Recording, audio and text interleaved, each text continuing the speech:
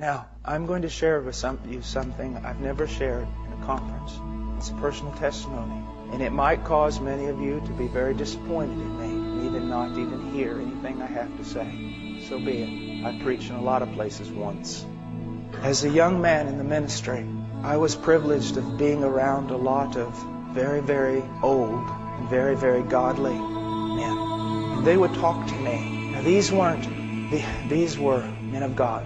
Baptist, very staunch, Reformed, some of them. People not given to enthusiasm or emotions or any other thing like that. Sound men. But they would talk to me about the power of God. They would talk to me about the presence of God. Not as men quoting stories that they had read, but men who themselves had seen with their own eyes the working of God. And I would go out on the streets in Austin, Texas and preach. I was afraid. There was no boldness. There was no power. There was nothing. But I would always hear the voices of these old men. And one day I decided enough is enough. I will seek Him until I find Him or until I die. I went into a closet and I said, I'll not leave this closet until I know God. 15 minutes later, I fell asleep. My roommates came home and found me in the closet. So I took an alarm clock with me. And please, I'm not saying this for any other reason except I feel like I'm supposed to. Took an alarm clock with me. Set it for every 15 minutes. I'd pray for maybe 5 or 10 minutes. Fall asleep. Alarm clock go off. Set it again. This was my prayer. I didn't pray for China. I didn't pray for the presence of God.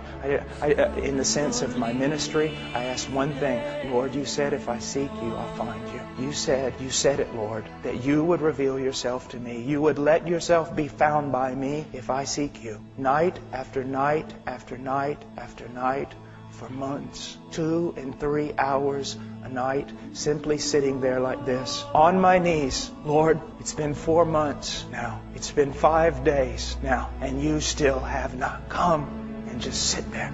Lord, I've been here 3 hours, and you have not come. Day after day and night after night. And then one day our church was spring break, and all the college students were going to go on a Bible study ski trip type thing in Colorado. And I felt like the Lord wanted me just to go out into West Texas to the hill country, pretty barren. And I walked on top of those hills for 3 days like a wild man. If you would have seen me, you would have thrown me in an asylum. I was picking up rocks and I was throwing them, literally, physically throwing them at the sky. I was screaming. I was saying, God, I must know you. You must come. You must. I can't live like this anymore. I can't live just reading books. I can't live just reading about revivals and about people who knew somebody who knew somebody who knew somebody who knew you. And nothing happened. I went home. And another several weeks passed. And one night, He came. I just said, oh, Father, I can't. Please come. And He came. I was thrown down on the ground. I don't know how long in a fetal position, covering my head, thinking, God's come to kill me. The presence of God in a way that in 1 second, more of my sin and my need and His glory and power was revealed. And then all of a sudden, every bit of fear was taken away. And I was filled with such joy. And my mouth shot open. Now don't be afraid. Verse after verse from Psalms and from everywhere else. Passages I had read just started coming forth. Praises unto Him, the Word of God. Such joy. And I can tell you, it has been 20 years. The presence of Christ is more real to me in this room than any one of you. And one of the things that is so bad today is many of you men here, you also have known the presence of Christ. But now most of your prayer life is nothing but praying just a little and then just realizing He hasn't come and getting up and walking away instead of staying there until He does. It's just prayer of going through the motions. You want holiness in your life? Run to Him.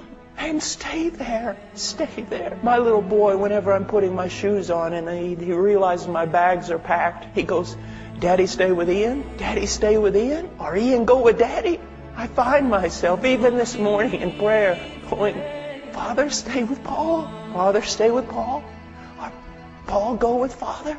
I see so many boys today in the pulpit. They're boys. Because as those old men told me, the mark of a man of God is God upon the man. And I don't want to sound, I don't want to sound arrogant. I don't want to sound anything else. I just want to say this, that we have the desperate need to be men marked by the presence of God. We have the desperate need